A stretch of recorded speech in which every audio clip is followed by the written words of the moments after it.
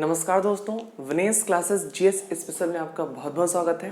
तो last time जहां हम लोगों ने टॉपिक को अपने ब्रेक किया था, हम लोग उसी के आगे अपने टॉपिक को शुरू करेंगे।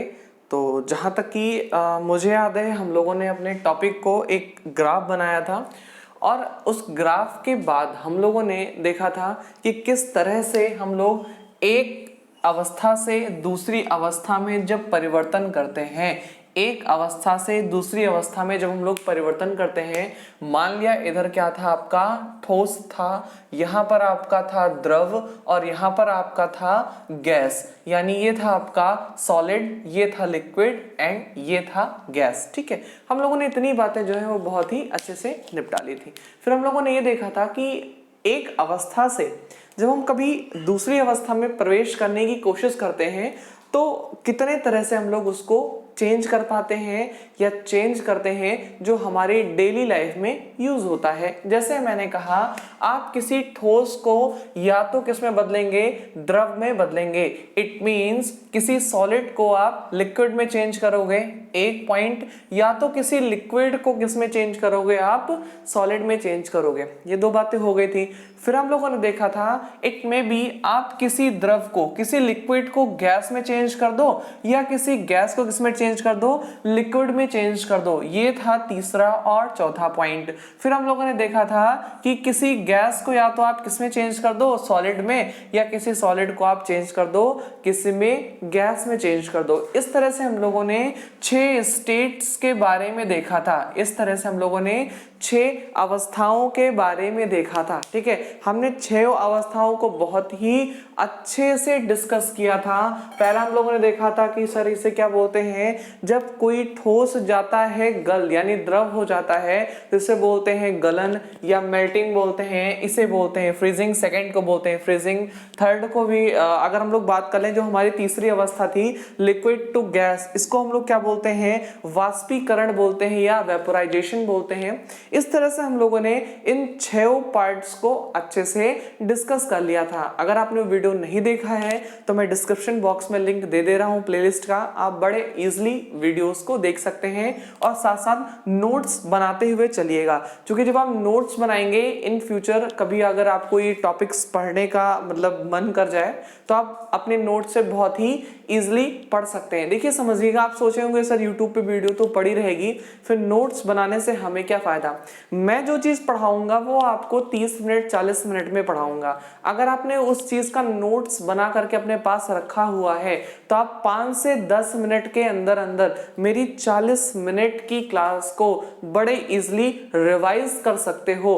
हम ये नहीं कह रहे कि आप दोबारा से अगर इसी तरह से धीरे धीरे पढ़ोगे तो आपको बड़े आराम से जो है कम टाइम लगेगा, बिल्कुल नहीं। अगर आप सेकेंड टाइम भी YouTube का वीडियो देख रहे हो सेकेंड एक्स पे करके, तो भी आपको 30 मिनट का वीडियो तो 15 मिनट कम से कम लग जाएगा। लेकिन अगर आपने नोट्स बना करके रखा हुआ है, अगर आपने नोट्स बना करके रखा हुआ है तो वही 30 मिनट का वीडियो आप 3 मिनट या 4 मिनट के अंदर नोट्स से अपने क्या कर सकते हो, इजीली रिवाइज कर सकते हो। इसीलिए नोट्स बनाना बहुत ही इंपॉर्टेंट है। सिर्फ जीएस का ही नहीं, आप सारे सब्जेक्ट का नोट्स बनाते चलें। जो आप पढ़ें उसका जरूर आप नोट्स बनाएं, कहीं भी कच्चे कागज पक्के कागज कहीं भी लिखें, लेकिन उस चीजों को आप लिखें जरूर भाइयों। ठीक है, तो इस तरह से हम लोगों ने 6 प्रोसेस देखा था। फिर हम लोगों ने देखा था एक ऐसा पॉइंट या एक ऐसा बिंदु जहां पर कोई भी एलिमेंट, कोई भी पदार्थ तीनों अवस्थाओं में पाया जाता है। इसके बारे में हम लोगों ने बात की थी। तो इसको आपने बोला था सर इसे बोलते हैं क्या, ट्रिपल पॉइंट। क्या बोलते हैं इसे हम लोग, ट्रिपल पॉइंट या त्रिक बिंदु बोलते हैं। क्या बोलते हैं इसे हम लोग, ट्रिपल पॉइंट या त्रिक बिंदु बोलते हैं। ठीक है, एग्जाम में क्वेश्चन ऐसे पूछा जाता है कि जो त्रिक बिंदु है, जो क्या है आपका त्रिक बिंदु है, त्रिक बिंदु के लिए कितने दबाव की आवश्यकता होती है, यानी कितना प्रेशर होगा आपके इस प्रेशर लाइन पर। अगर हम लोग बात करें, इसे प्रेशर है, यहाँ पर क्या है आपका हीट है, तो या टेम्परेचर है अगर हम लोग बात कर ले यहाँ पर। ठीक है, तो अगर हम लोगों ने ऐसे बात की तो प्रेशर आप बोलोगे सर 611 पास्कल। कितने का प्रेशर होना चाहिए सर, 611 पास्कल का प्रेशर होना चाहिए, जबकि टेम्परेचर कितना होना चाहिए 0.01 डिग्री सेल्सियस। 0.01 डिग्री सेल्सियस का क्या होना चाहिए, टेम्परेचर होना चाहिए। इस तरह से हमने जो है वो बहुत ही इजीली अच्छे से इन चीज़ों को हमने डिस्कस किया था, और फिर हम लोगों ने इस क्लास को यहीं पर छोड़ा था कि ये जो चीज़ें हैं इनको फिर हम लोग नेक्स्ट क्लास में डिस्कस करेंगे। ठीक है, तो मैं एक बार फिर से बोल दे रहा हूँ, आप वीडियोस को जरूर देखें। जितने भी हीट टॉपिक के वीडियोस हैं आप उन सारे वीडियोस को बड़े इजीली देखें। आप जितना देखेंगे आपको उतना ही आगे चल करके बेनिफिट मिलेगा। ठीक है, तो एक बात मुझे बताएं कि ये जो आपका प्रेशर है 611 पास्कल, आइए जरा सा इसका हम लोग पोस्टमार्टम करते हैं। ये प्रेशर कम है, ज्यादा है कि क्या है? इस प्रेशर के बारे में अगर आपसे कोई पूछे 611 पास्कल जो है ये कम होता है कि ज्यादा होता है कि हमारे किस लायक होता है, तो अगर हम लोग इस बारे में डिस्कस करेंगे तो आप उसे क्या बताओगे कि जो 611 पास्कल है ये होता क्या है? कहेंगे सर हम ऐसे समझ नहीं पाएंगे। आप जो हम लोग डेली रूटीन में यूज करते हैं जिसको बोलते हैं क्या, एटीएम, आप मुझे एटीएम में बताएं तो हम ज्यादा समझ पाएंगे। ठीक है, तो आप समझिए एक एटीएम बराबर 101 325 पास्कल। एक एटीएम बराबर ठीक है 101 325 पास्कल। मतलब कितना हुआ कि ये आपका है 101, आप इसको ऐसे याद कर सकते हैं 10 13 25, आप इसे ऐसे याद कर सकते हैं 10 13 25 पास्कल। समझ में आ गई बात? ये हो गया आपके एक एटीएम के बराबर पास्कल। अब आपसे कोई पूछा 611 पास्कल, ये तो बहुत ही कम है। अगर इस प्रेशर की बात करें तो ये तो बहुत ही कम है। हम लोग दाब का जब चैप्टर पढ़ेंगे, जब हम लोग प्रेशर का चैप्टर पढ़ेंगे तो बहुत ही आराम से इसको देखेंगे कि एक्चुअली में ये है क्या, सारी वैल्यूज हम लोग इजीली डिस्कस करेंगे। ठीक है, कहेंगे ठीक है सर इतनी बात हमको समझ में आ गई कि क्या है आपका, आपने ऐसे बता दिया कि 101 325 या 10 13 25 पास्कल, आप इस वैल्यू को याद रखें। अच्छा मुझे एक बात बताएं कि जब कहीं पर कोई पॉइंट नहीं आपको दिख रहा होता है तो पॉइंट कहाँ होता है, सबसे लास्ट में होता है। इस बात को भी हम लोगों ने देखा था। ठीक है, अब अगर आपको इसको ऐसे लिखना है 1.01325, तो आप क्या लिखेंगे 10 टू दी पावर 1 2 3 4 और 5, यानी 5 डिजिट पॉइंट खिसक करके आया है। तो इसे हम लोग क्या लिखेंगे 1.01325 into 10 to the power 5 pascal. ठीक है, क्या हमारी इतनी बातें आपको समझ में आ गई या नहीं आ गई? अगर आपको इतनी बातें समझ में आ गई हो तो बोलिए सर इतनी बातें हमको समझ में आ गई। ठीक है, अब हमारी बात समझिएगा। ये तो हो गया आपकी पास्कल में वैल्यू, है ना, ये तो हो गई आपकी पास्कल में वैल्यू। अगर हम लोग क्या करें, इसको यहां से गायब कर दें, ये जो आपका पॉइंट है अगर हम लोग इसको यहां से गायब कर दें तो ये ऐसे लिखा जाएगा, कैसे लिखा जाएगा 1.01325 बार। इसको आप क्या लिखोगे 1.0132 कितना लिखोगे आप इसे बार।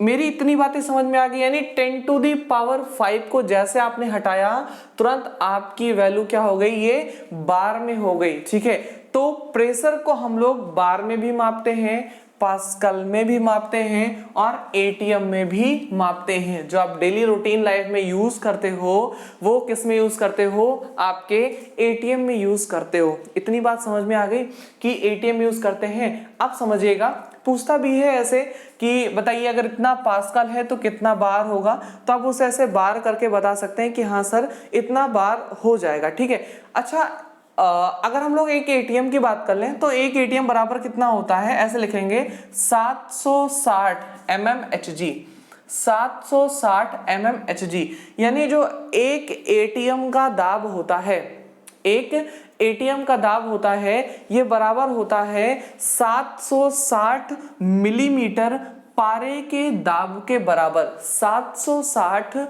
मिलीमीटर पारे के दाब के बराबर। कहेंगे सर ये तो हम लोगों ने पढ़ा था लेकिन समझ में आज तक बिल्कुल नहीं आया था। तो अब इसे ऐसे समझें, एक कोई ट्यूब ले लें, एक कोई ट्यूब ले लीजिए, उस ट्यूब की जो लेंथ होनी चाहिए वो होनी चाहिए 760 मिलीमीटर। कितनी होनी चाहिए? 760 मिलीमीटर उस ट्यूब की क्या होनी चाहिए? लेंथ होनी चाहिए भाइयों। ठीक है, जब आप उस ट्यूब की लेंथ ले लेंगे 760 मिलीमीटर और उसके बाद इसमें आप भर देंगे पारा। इसमें आप क्या भर देंगे? यहाँ पर पारा भर देंगे। भर दीजिए पूरे के पूरे ट्यूब में पारा भर दीजिए। ठीक है, जब आपने यहाँ पर पारा भर दिया तो जो सबसे निचला बिंदु होगा, जो सबसे लास्ट वाला ये पॉइंट होगा, ये जो सबसे लास्ट वाला पॉइंट होगा, यहाँ पर प्रेशर कितना पड़ेगा? वो पड़ेगा जाकर के आपका एक एटीएम का प्रेशर पड़ेगा। यही कहा जाता है कि 760 मिलीमीटर पारे के दाब के बराबर। मतलब क्या कि एक ट्यूब में जिसकी लेंथ कितनी है? 760 मिलीमीटर है।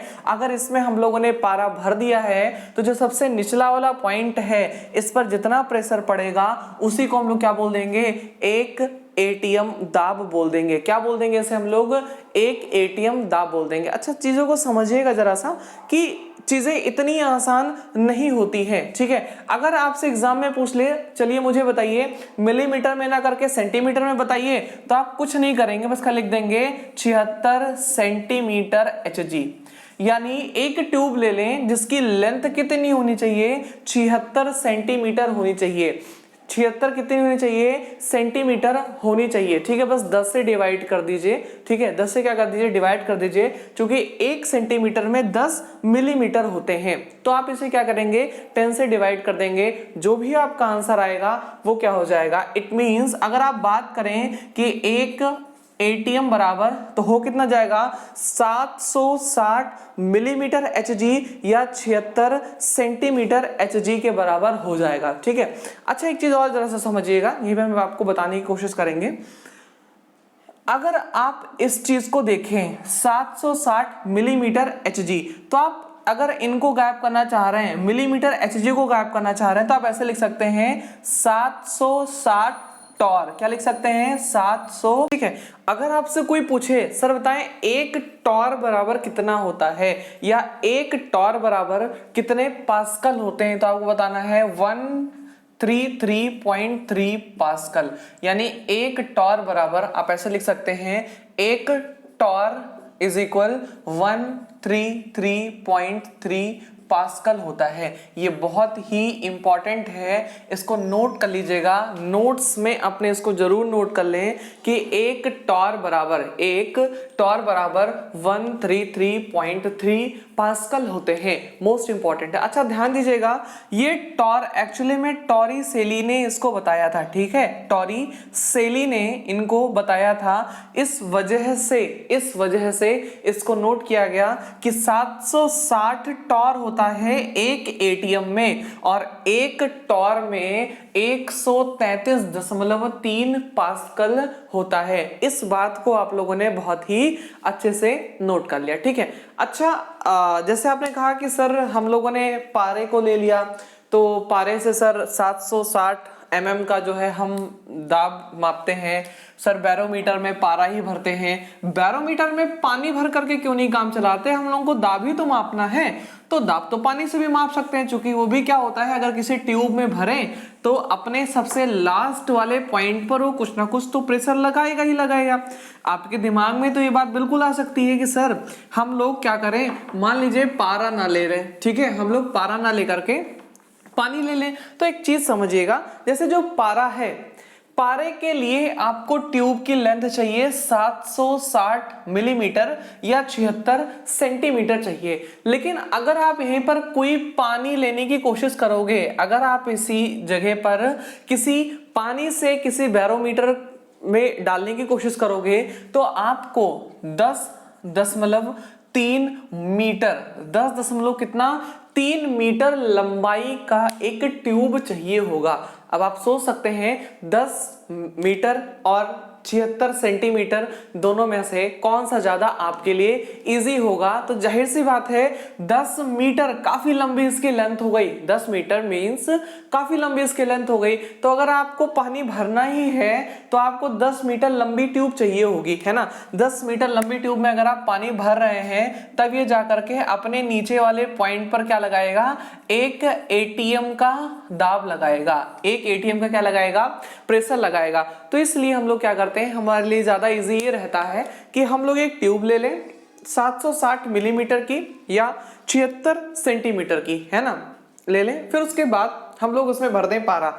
पारे की जो लेंथ होगी भाई इतनी होगी, इतना ही पारा भरना पड़ेगा। और अपने अंतिम बिंदु पर क्या लगाएगा? वो एक एटीएम का दाब लगाएगा। ठीक, यहीं पर अगर हम लोग पानी से देखेंगे तो पानी के लिए हम लोगों को 10.3 मीटर लंबी ट्यूब चाहिए होगी, 10.3 मीटर लंबी ट्यूब। इसीलिए बैरोमीटर में जो है, जब हम लोग दाब मापते हैं बैरोमीटर से, तो उसके ट्यूब में हम लोग पारा भरते हैं। ठीक है, क्योंकि इसकी लेंथ हमको छोटी चाहिए होती है। ठीक है, चलो इतनी बातें हो गई। अच्छा, एक बात जरा सा समझने की कोशिश कीजिएगा। अगर हम लोग समुद्र तल से ऊपर जाते हैं, अगर हम लोग समुद्र तल से ऊपर जाते हैं तो दाब क्या होता है? बढ़ता है, घटता है, वही रहता है कि क्या होता है? इस चीजों के बारे में हम लोग अब सीखना चाह रहे हैं। इसी टॉपिक में आपको बताया जाएगा कि पहाड़ों पर खाना देर से पकेगा, जल्दी पकेगा, कुकर के अंदर खाना क्यों जल्दी पक जाता है, क्या होता है, सारी जो राम कहानी है वो आपके इसी चैप्टर में आपको बताई जाएगी। सपोज दैट ये है समुद्र देवता, ठीक है, सपोज कर लीजिएगा ये है समुद्र देवता। स्प्रिंग बहन जी नहीं है, ये समुद्र देवता है। मैं आपके समुद्र देवता जी को ऐसे बना रहा हूं, ठीक, ओके। और यहां पर है पहाड़ भगवान, ठीक है, यहां पर है आपके पहाड़ भगवान, ठीक, ये है आपके पहाड़ भगवान।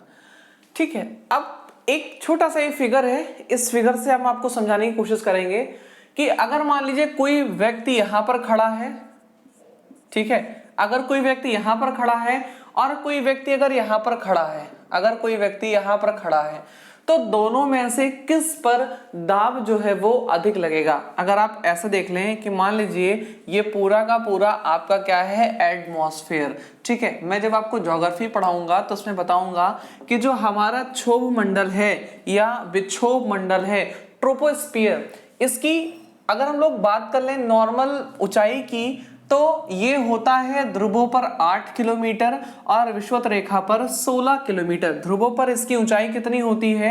8 किलोमीटर और विषुवत रेखा पर ऊंचाई कितनी होती है? 16 किलोमीटर। और अगर हम लोग इसका रेशियो निकालें तो 8 + 16 कितना हो गया?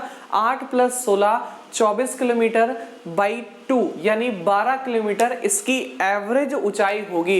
इसकी औसत ऊंचाई कितनी होगी?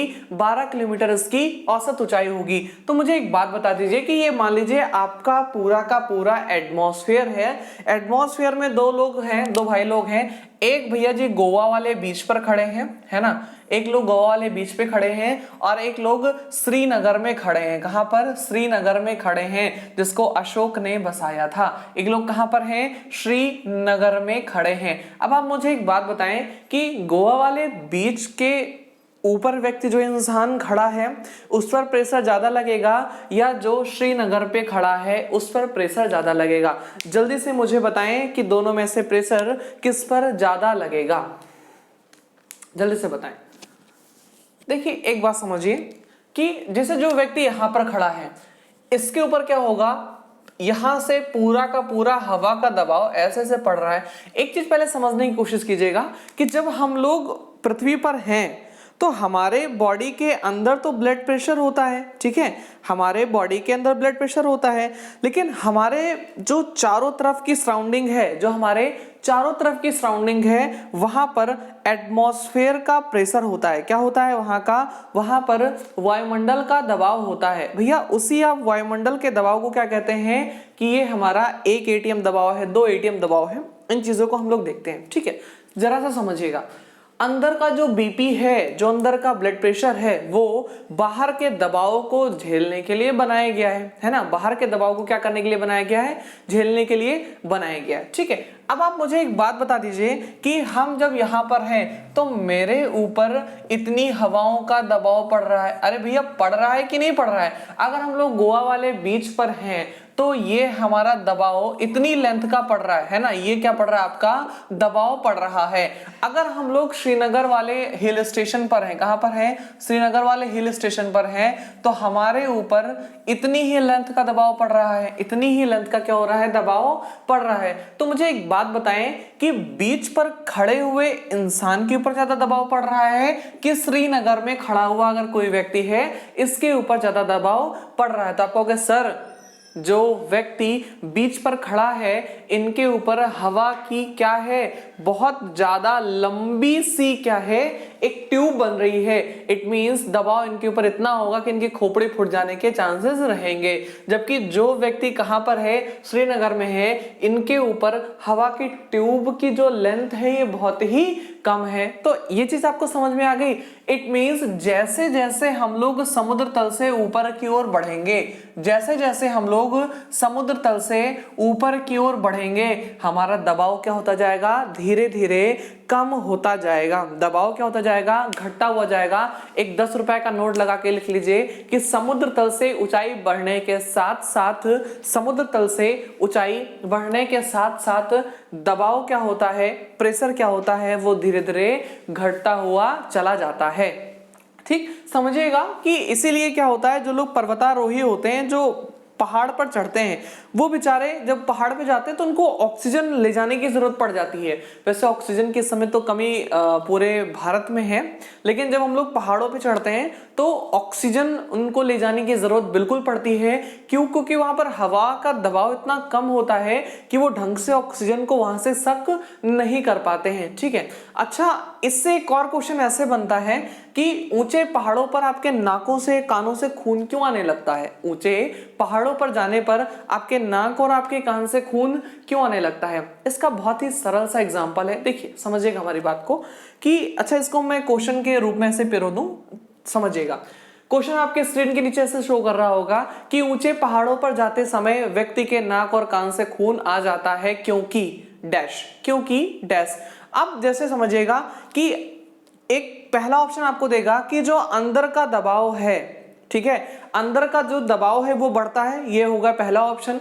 दूसरा ऑप्शन ऐसा देगा कि जो वायुमंडल का दबाव है ये बढ़ता है। आपको दूसरा ऑप्शन देगा क्या? कि वायुमंडल का दबाव बढ़ता है। ठीक है, और आपके पास अगर तीसरा ऑप्शन की अगर हम लोग बात कर लें, तीसरा ऑप्शन की बात है वायुमंडल का दबाव घटता है।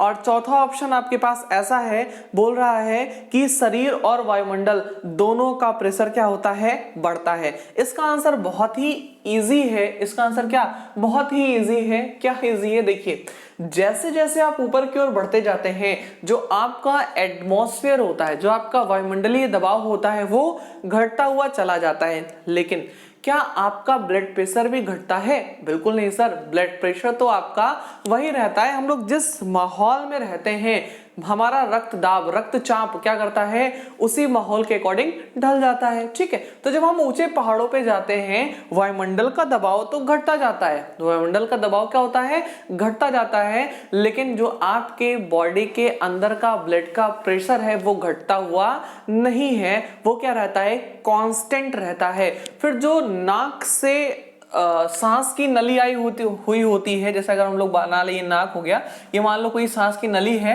तो ये जो सांस की नली के से जो ब्लड गुजरता रहता है, इनके सांस के नली के अंदर तो मान लीजिए रक्त दाब है, प्रॉपर है जैसे था, लेकिन जो नली के बाहर दाब होना चाहिए वो दाब मेंटेन नहीं रह पाता है, कम हो जाता है। तो बेचारी इतनी पतली पतली फेलोपियन ट्यूब्स होती हैं कि वो फट जाती हैं। ठीक है, और जैसे वो फट जाती है तो नाक से ब्लीडिंग और कान से ब्लीडिंग होने लगता है। तो इस क्वेश्चन का आपको सीधा सा आंसर ऐसा देना है कि सर, जब हम लोग ऊंचाई पर जाते हैं तो वायुमंडल का दाब क्या होता है? घट जाता है, जिस कारण से हमारे नाक से और हमारे कान से जो है वो ब्लड की आशंका या ब्लड जो है वो निकलने लगता है। तो एक क्वेश्चन का आंसर आपको ऐसे मिल गया कि जैसे जैसे हम लोग समुद्र तल से ऊपर जाते हैं, समुद्र तल से ऊंचाई पर जाते हैं, वायुमंडल का दबाव क्या होता जाता है, घटता जाता है। आपको एक क्वेश्चन का आंसर ऐसे मिल गया, ठीक है। अच्छा, अगर हम आपसे कोई एक सवाल ऐसे पूछ लें कि ऊंचे पहाड़ों पर खाना देर से पकेगा, जल्दी पकेगा, क्या होगा? चलिए इसी फिगर से हम लोग देखने की कोशिश करेंगे कि ऊंचे जो पहाड़ होते हैं उन पर खाना क्या होगा, देर से पकेगा कि जल्दी पकेगा। अगर ऐसा है, क्यों है, ये चीज भी आपको बतानी है कि देर से पक रहा है सर, क्यों देर से पक रहा है, जल्दी पक रहा है सर, क्यों जल्दी पक रहा है, ये सारी बातें आपको जो है वो बतानी है, ठीक है। ओके, तो आप 20 सेकंड का टाइम ले लें, 20 सेकंड में आप बताने की कोशिश करें कि ऊंचे पहाड़ों पर जो है वो क्या होता है जिससे खाना जो है वहां पर देर से पकता है, ठीक है। देखिए हमारी एक बात समझिएगा, जैसे जैसे आप समुद्र तल से ऊपर की ओर जाने की कोशिश करते हैं, है ना, ऊंचाई बढ़ने के साथ साथ प्रेशर घटता है, जो आपका दाब है क्या होता है, घटता है। तो दाब घटने से जो आपका बॉइलिंग पॉइंट है, ये मोस्ट इंपॉर्टेंट है मेरे दोस्तों, कि जैसे जैसे आपका दाब घटेगा, जैसे जैसे आपका दाब जो है वो घटेगा, आपका बॉइलिंग पॉइंट भी क्या होता जाएगा, घटता हुआ चला जाएगा। आपका बॉइलिंग पॉइंट भी क्या हो जाएगा, वो घटता हुआ चला जाएगा। इट मींस बॉइलिंग पॉइंट का मतलब क्या होता है, पहले इस चीज को समझें। मान लीजिए पहले पानी क्या हो रहा है, 100 डिग्री सेल्सियस पर उबल रहा है, पानी क्या कर रहा है, 100 डिग्री सेल्सियस पर उबल रहा है, ठीक है। आप ऊपर चलते हुए चले गए, आप क्या हो गए, ऊपर चलते हुए चले गए। ऊपर जाने के साथ साथ जो आपका बॉइलिंग पॉइंट है ये घट गया। इट मींस अब आपका जो पानी है वो 100 डिग्री पर ना होकर के 90 डिग्री सेल्सियस पर क्या होने लगा, उबलने लगा। यहां पर समझते हैं, ये मान लीजिए 100 डिग्री पर उबलता था नीचे, तो यहां पर क्या हो गया, ये 90 डिग्री सेल्सियस पर उबलने लगा। गोवा में क्या होता था, ये 100 डिग्री सेल्सियस पर जो है उबलता था, और यहाँ पर क्या हो गया, ये 90 डिग्री सेल्सियस पर उबलने लगा, ठीक है। अब आप मुझे एक बात बताएं, उबलने लगा मतलब बॉइलिंग पॉइंट मतलब क्या, कि अब इसका तापमान पहले क्या होता था, अगर हम लोग बात कर लें 100 डिग्री सेल्सियस की, तो आप ये समझते हैं कि जब कोई भी पदार्थ अपने बॉइलिंग पॉइंट पर आता है, इसके बाद आप इसका तापमान नहीं बढ़ा सकते हो, है ना, फिर क्या होने लगता है, अवस्था परिवर्तन होने लगती है। अगर हम लोग बात कर लें कि पहाड़ों पर बॉइलिंग पॉइंट कितना हो गया, 90, इट मींस अब इसकी ऊष्मा जो है, अब इसकी ऊष्मा वो क्या हो जाएगी भैया, ऊष्मा 90 से बढ़ेगी ही नहीं, वो क्या होने लगेगी, गुप्त ऊष्मा में चेंज हो जाएगी। मतलब क्या हो जाएगा, अब जो भी आप इसे हीट दे रहे हो, जो भी इसे आप एनर्जी दे रहे हो, वो क्या काम करेगा, वो करेगा अवस्था परिवर्तन। क्या कर लेगा, वो आपकी अवस्था परिवर्तन कर लेगा, ठीक है। क्या इतनी बात आपको समझ में आ गई? आप जिसे हीट परिवर्तन में यूज कर लेगा। इट मींस अब आप मुझे एक बात बताओ, 100 डिग्री सेल्सियस ज्यादा गर्म होगा कि 90 डिग्री सेल्सियस ज्यादा गर्म होगा? आपको क्या सर जी क्या मजाक वाली बात पूछ रहे हो, 100 डिग्री सेल्सियस इट मींस ज्यादा हॉट है, ये ज्यादा हॉट है। तो आप मुझे एक बात बताओ, चावल दाल सब्जी 100 डिग्री पे गर्म करने पर ज्यादा मतलब जल्दी पक जाएगा, या 90 डिग्री पर जब आप इसे डालोगे तो ज्यादा पक जाओगे? क्या होगा सर जी, जितना ज्यादा तापमान उतने ज्यादा जल्दी क्या हो जाएगा, आपका चावल दाल जो है वो पक जाएगा। इट मींस आप 100 डिग्री सेल्सियस के पानी में 100 डिग्री सेल्सियस के पानी में आप बड़े इजीली खाना बना सकते हो, लेकिन 90 डिग्री सेल्सियस के पानी में आपको बहुत ही क्या टाइम देना पड़ेगा इसे खाना बनाने के लिए। मतलब आपको समय देना पड़ेगा कि ढेर सारा आप समय दोगे, धीरे धीरे क्या होगा, वो पकेगा, और फिर पकने के बाद क्या होगा, आपका खाना तैयार हो जाएगा। तो ऐसे आप समझ सकते हैं कि जैसे जैसे आप ऊंचे पहाड़ों पे जाते हैं, बॉइलिंग पॉइंट आपका घटता है। बॉइलिंग पॉइंट घटने की वजह से वहां का जो पानी है, पानी का बॉइलिंग पॉइंट क्या हो जाएगा, 100 से 90 डिग्री सेल्सियस पर आ जाएगा। जब बॉइलिंग पॉइंट 90 डिग्री सेल्सियस पर आ जाएगा तो आपका खाना भी क्या होगा, देर से पकेगा, क्योंकि ऊष्मा पहले से क्या हो गई है, 10% कम हो गई है। तो समय भी आपको क्या होगा, 10% ज्यादा लग जाएगा। समय भी आपको क्या होगा, वो 10% थोड़ा ज्यादा लग जाएगा। क्या अगर हमारी इतनी बातें समझ में आ गई हो तो आप इसे एक बार स्क्रीनशॉट लेकर के नोट कर लें, एक बार आप इसे स्क्रीनशॉट ले लीजिए और नोट कर लीजिए, ठीक।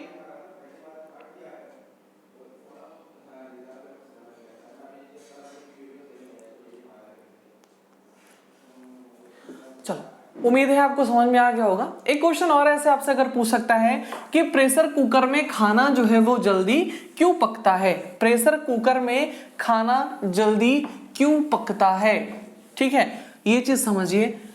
बताइए प्रेशर कुकर ऐसा क्या काम कर देता है जिससे जो है आपका खाना वो जल्दी पक जाता है। आपको बस इसमें एक बात ये याद रखनी पड़ेगी, जैसे जैसे दबाव कम होगा, जैसे जैसे दबाव कम होगा बॉइलिंग पॉइंट कम होगा, और जैसे जैसे दबाव बढ़ेगा वैसे बॉइलिंग पॉइंट क्या हो जाएगा, बढ़ेगा, ठीक है। मैं आगे आपको चल करके एक क्या कहते हैं इक्वेशन पढ़ाऊंगा जो होगा आपका PV is equal NRT। Equation क्या होगी आपकी, PV इज इक्वल NRT। इसी से हम आपको ये प्रूव कर सकते हैं कि क्या होगा, आपके कुकर में खाना जल्दी क्यों पड़ेगा। PV is equal NRT। देखिए समझिए हमारी बात, ये इक्वेशन आपको पूरी तरह से पढ़ाई जाएगी।